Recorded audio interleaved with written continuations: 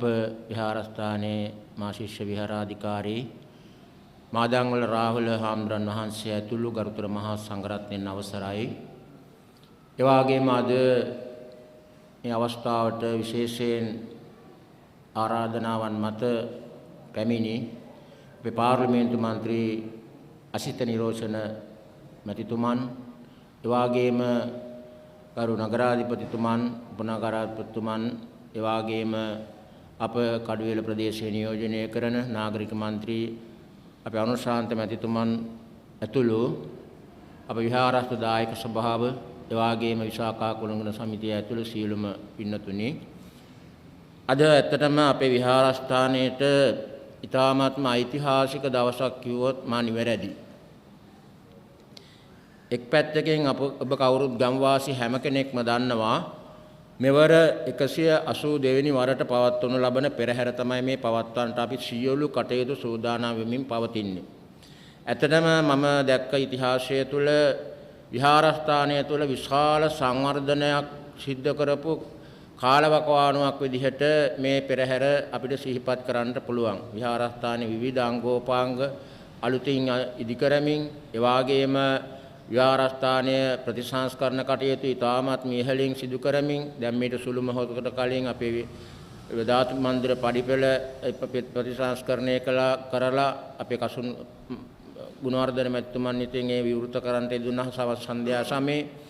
ඒ විදිහට කල්පනා කරලා බලපුවාම විහාරස්ථානයේ මේ පෙරහැර මූලික කරගෙන කළ සංවර්ධන කාර්ය පිළිබඳව අපි තාමත්ම සතුටින් මේ අවස්ථාවේ සිහිපත් කරනවා.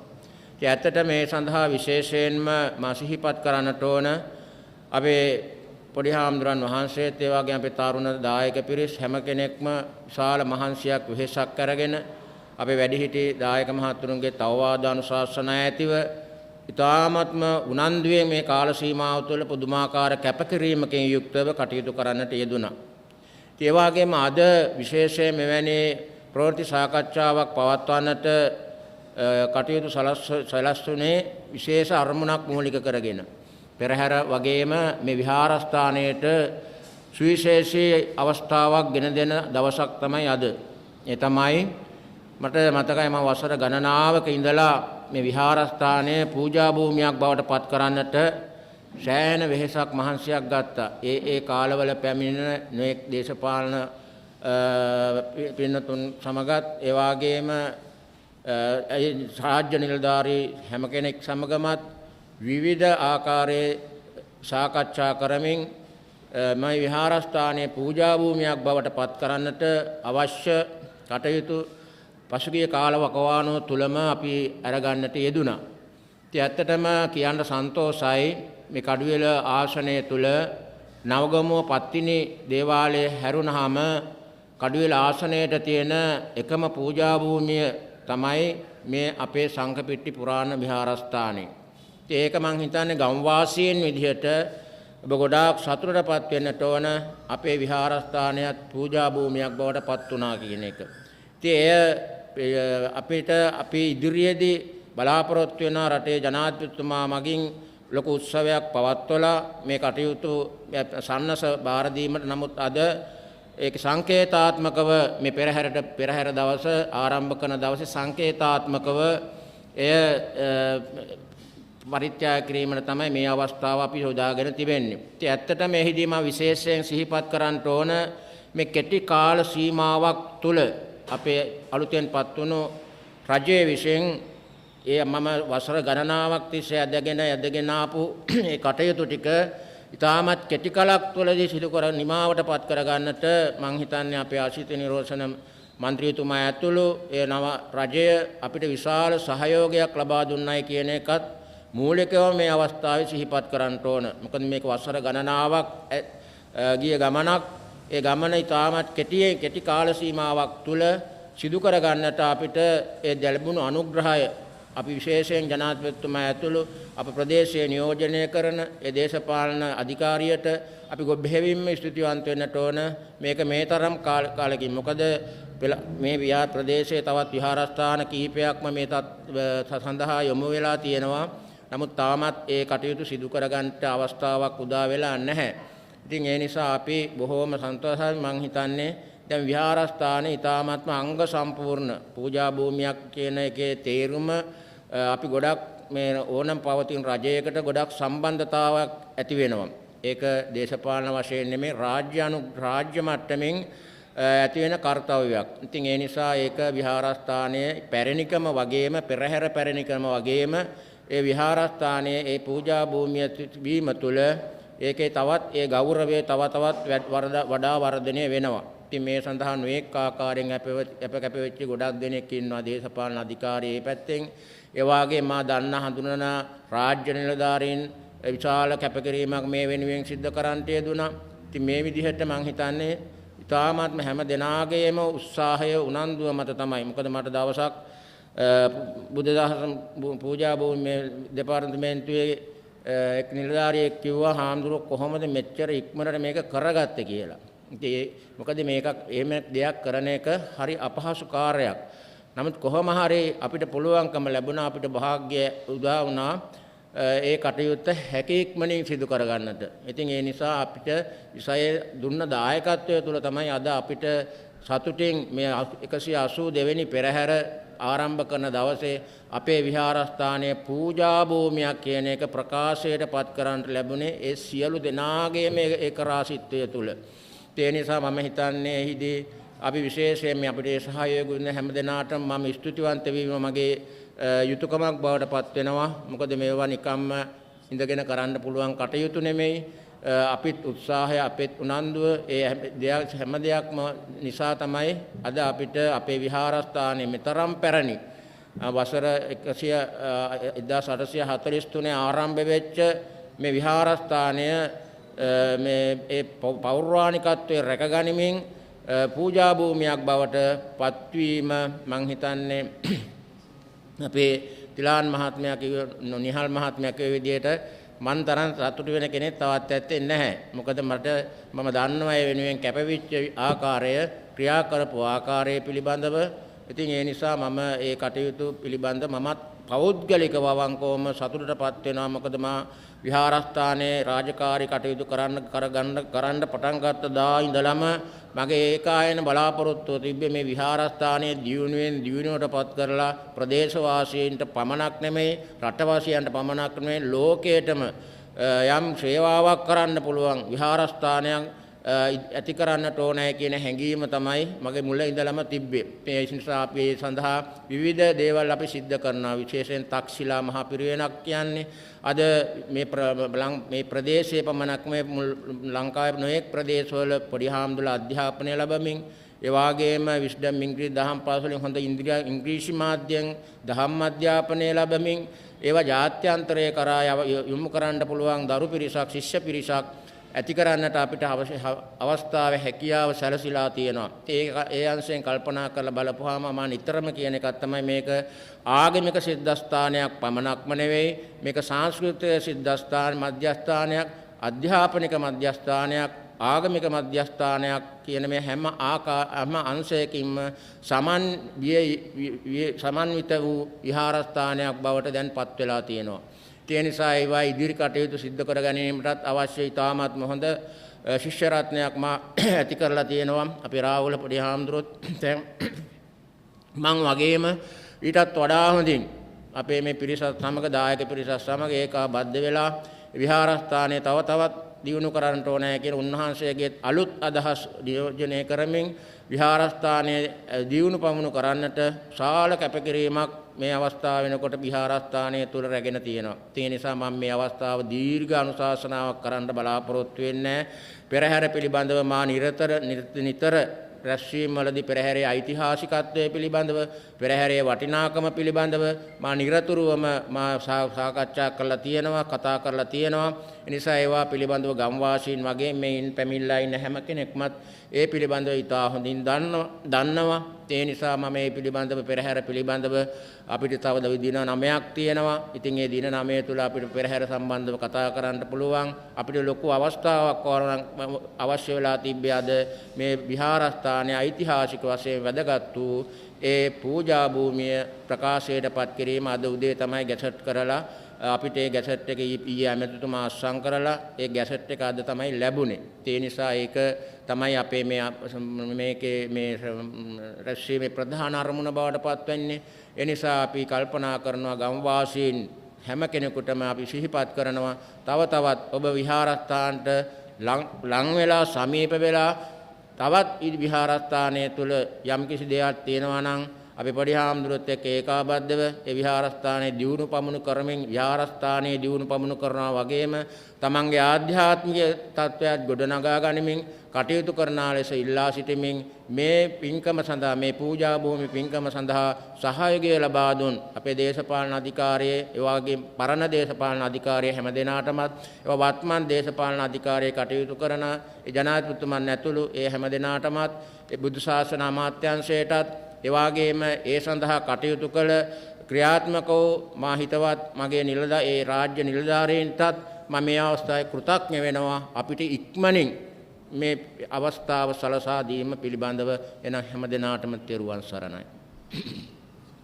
අද දින මේ ජූලි 1 වෙනි දවස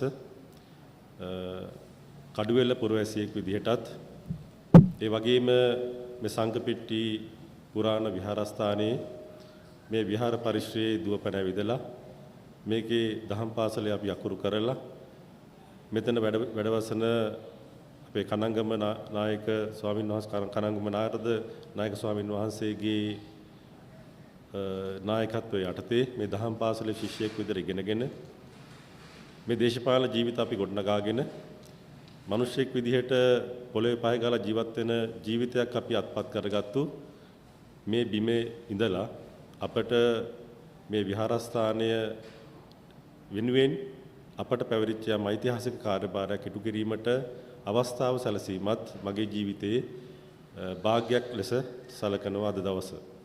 විශේෂයෙන්ම සංඝපිට්ටි විහාරස්ථානයේ විදිහට නාමකරණය කරපු අපේ ගමේ මේ විහාරස්ථානය අද ඉඳලා සංඝපිට්ටි පුරාණ විහාරස්ථානයේ විදිහටත් ඒ වගේම පූජා භූමියක් විදිහටත් නීත්‍යානුකූලව ප්‍රකාශයට පත්වෙච්ච දවසේ ඒක ඒ වෙනුවෙන් ඒ විහාරස්ථානයේ වෙනුවෙන් ඒකට සම්බන්ධ වෙලා මේ අවස්ථාවට සහභාගී වෙන්න ලැබීමත් වාග්යක් කොට සලකනවා.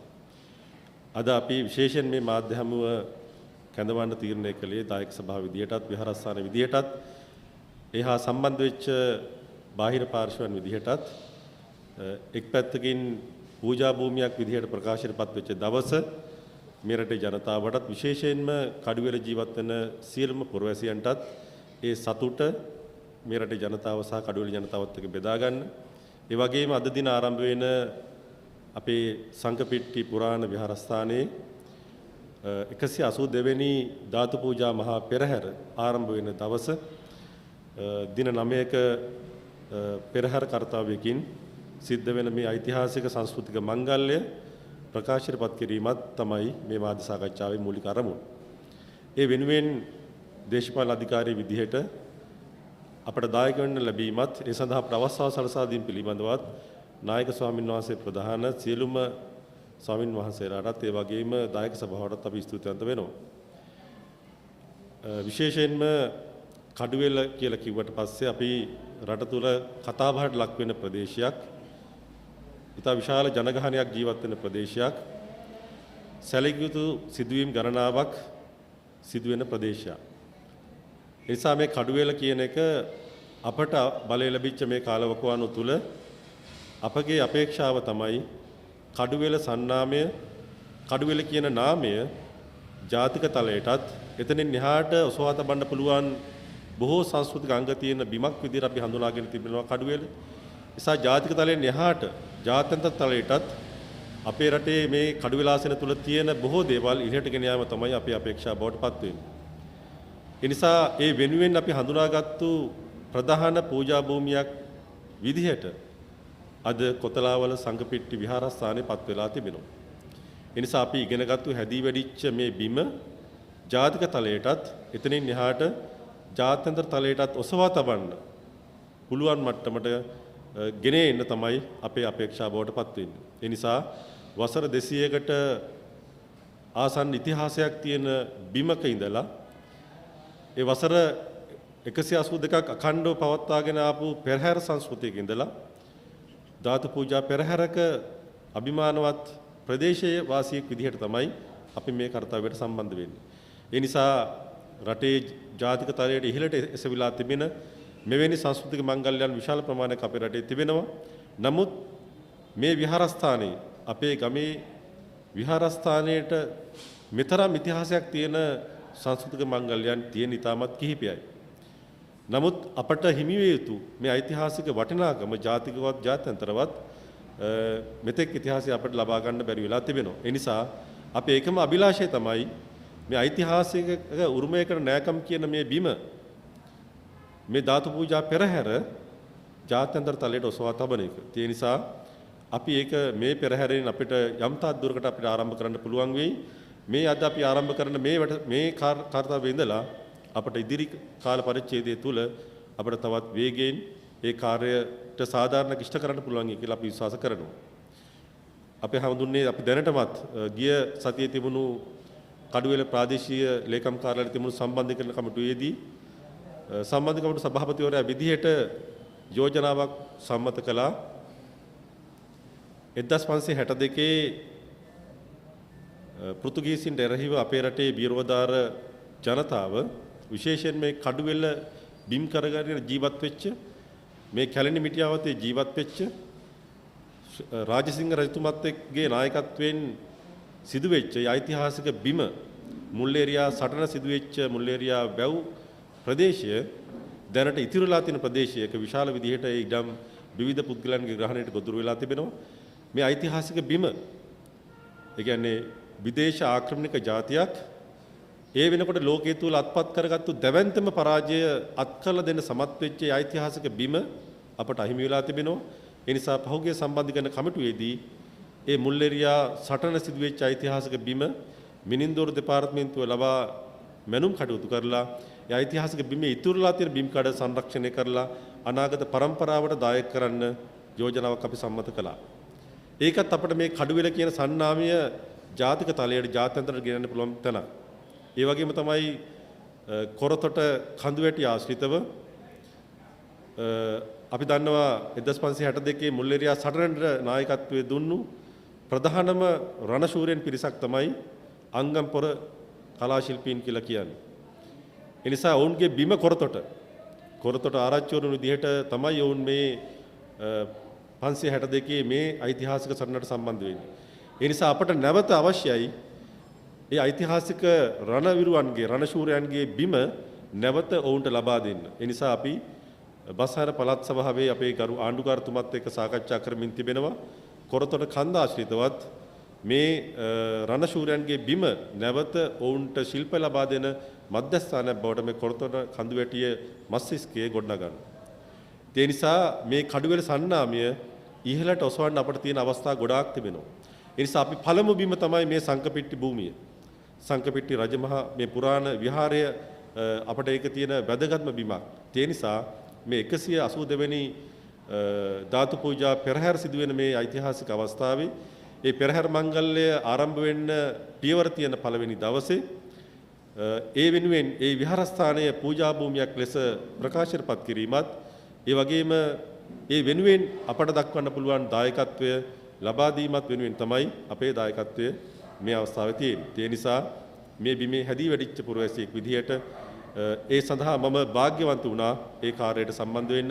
ඒ නිසා ඉදිරියේදී ඒ පූජා භූමි සන්නස්පත්‍රය උත්සවාකාරයෙන් රාජතාන්ත්‍රිකව අපිට මේක පිරිනමන අවස්ථාව හදාගන්න පුළුවන්. ඒ වගේම තමයි 182 වෙනි මේ ධාතු පූජා පෙරහැර වෙනුවෙන් සියලුම රාජ්‍ය ආයතන මේ සඳහා සම්බන්ධ කරගත යුතු සංස්කෘතික දෙපාර්තමේන්තුව, ඒ වගේම බස්නාහිර පළාත් සභාව, ප්‍රාදේශීය ලේකම් කාර්යාලය, කඩුවෙල මහනගර සභාව, ඒ වගේම අනිකුත් අපේ පහසුකම් සපයන ආයතන රාජ්‍ය ආයතන සියල්ලම සම්බන්ධ කරගත්තු ඒ සියලු දෙනාගේම දායකත්වයේ උපකාර ඇතුව මේක ඉතාමත් විධිමත්ව සංවිධානාත්මකව කිසිදු අඩුවක් නොවි රාජ්‍ය අනුග්‍රහය සහිතව සිදු කර දීම සඳහා අපට මැදිහත් වෙන්න පුළුවන්කම ලැබුණා. මේ මැදිහත් වීම සිදු කරමින් තිබෙනවා. ඒ නිසා විහාරස්ථානයේ අපේක්ෂාවන් අරමුණු ඉටු කරගත හැකි පරිදි අපට ඒ අනුග්‍රහය ලබා දෙන්න පුළුවන්කම ලැබීමත් සතුටුදායක කාරණයක් අපි සියලු දෙනාටම දේශපාලන අධිකාරී විදිහට. ඒ නිසා මේ අවස්ථාවේදී ඒ වෙනුවෙන් කඩුවෙල මහනගර සභාව මැදිහත් වෙලා රුපියල් ලක්ෂ 10ක මුදලක් අපේ විහාරස්ථානයේ මේ ධාතු පූජා පෙරහැර වෙනුවෙන් අපි දිගටම පවත්වාගෙන ආපු කාර්යයක්. ඒ කාර්යයට සම්බන්ධ වීමත් ඒ වගේම කඩුවෙල මහනගර සභාව විදිහට ලබා දිය යුතු සියලුම සේවාවන් මේ විහාරස්ථානයේ වීදි අලුත් වැඩියා කරන්න, ඒ වගේම අනිකුත් විදුලි පහසුකම් ලබා දෙන්න, ඒ වගේම ආරක්ෂිත වැටවල් නිර්මාණය කරන්න දෙන්න පුළුවන් සියලුම දායකත්වයන් ලබා දීමට අපි කටයුතු කරමින් තිබෙනවා. ඉදිරි දින කිහිපය තුලත් ඒ සඳහා අපි මැදිහත් වෙමින් තිබෙනවා. ඒ නිසා ඒ කාර්යය වෙනුවෙන් දේශපාලන අධිකාරී විදියට අපට සම්බන්ධ වීමට ලැබීමට අවස්ථාව සලසා දීම පිළිබඳව අපේ නායක ස්වාමීන් වහන්සේ ප්‍රධාන මේ විහාරස්ථ දායක සභාවට ස්තුතිවන්ත වෙමින් මාගේ අදහස් දැක්වීම අවසන් කරනවා. බොහොම ස්තුතියි. මමත් මහා පිංකමක් කළා දෙනවා කියලා හිතෙනවා. අද මේ ඓතිහාසික බිම මේ සංස්කෘතික මංගල්‍යය ආරම්භ කළ දවසේම පිම්බිමක් බවට රජයපත් කරපු වෙලාවක මේ ශ්‍රේෂ්ඨ පිම්බිමේ සිට මාධ්‍ය හරහා ඔබ අමතන්න ලැබීම විශේෂයෙන්ම අපි අද ආරම්භ කරන මේ මහා විහාර පෙරහැර මංගල්‍යයට අවශ්‍ය කරන මූලික පහසුකම් ටික සපයන්න අපි අපේ පැත්තෙන් නගර සභාවක් විදියට මැදිහත් වීමක් කළා. ඒ වගේම පෙර කටයුතු සහ පසු කටයුතු සම්බන්ධයෙන් දිගටම නගර සභාව විදියට ඒ සියලුම කටයුතු නොපිළිවෙලා ඉෂ්ට කරන්න අපි මැදිහත් වෙලා තිබෙනවා. විශේෂයෙන්ම වත්මන් රජය ආගමික පුනර්ජන උදෙසා රට පුරාම කරන මහා දැවැන්ත මැදිහත් වීමේ සත්කාරයේ එක් පිංගමක් විදියට තමයි අද මේ සංකපීඨ විහාරයේ මේ මහා මංගල්‍යයට සම්බන්ධ වෙලා අද ගැසට් මගින් මේක පිංබම් බවට පත් කරලා තිබෙන්නේ. ඉතින් අපි ඇත්තටම රජයක් විදියට රජ්‍ය නියෝජනය කරන කඩුවෙල මහනගර සභාවේ සියලුම මහජන නියෝජිතයන් විදියට පක්ෂ විපක්ෂ ભેදයෙන් තොරව මෙතෙක් මේ ආගමික සිද්ධාස්ථාන කෙරෙහි දක්වපු ඒ මහා පරිත්‍යාගයන් බැතිසිතින් විශේෂයෙන්ම ගත්තොත් ලක්ෂ 10කට ආසන්න මුදලක් ඒ පවත්වන ආ වූ පරිද්දෙම්ම අද දින අපි මේ පන්සල වෙත ඉතාමත් බැතිසිතින් එක පිරිනමන්න අපි කටයුතු කරලා තිබෙනවා. ඒ වගේම මේ අවස්ථාවට අපිට ලබා දීම සම්බන්ධයෙන් සංවිධායක මණ්ඩලයට අපි කඩුවෙල මහනගර සභාව විදියටත් කඩුවෙල මහනගර සභාවේ නගරාධිපති ඇතුළු පක්ෂ විපක්ෂ සියලුම මන්ත්‍රීවරුන්ගේ ඒ වගේම සේවක සේවිකාවන්ගේ ගෞරවයත් අපි මේ අවස්ථාවේදී සංවිධායක මණ්ඩලයට පුද කර සිටිනවා. ඉදිරියටත් මේ ආගම වත්පිළිවෙත් වෙනුවෙන් කඩුවෙල මහනගර සභාවේ ඉෂ්ට සිද්ධ විය යුතු සියලු යුතුකම් අපි ඉතාමත් ගෞරවයෙන් කරනවා කියන ප්‍රකාශ කරමින් මම නතර වෙනවා. ස්තුතියි.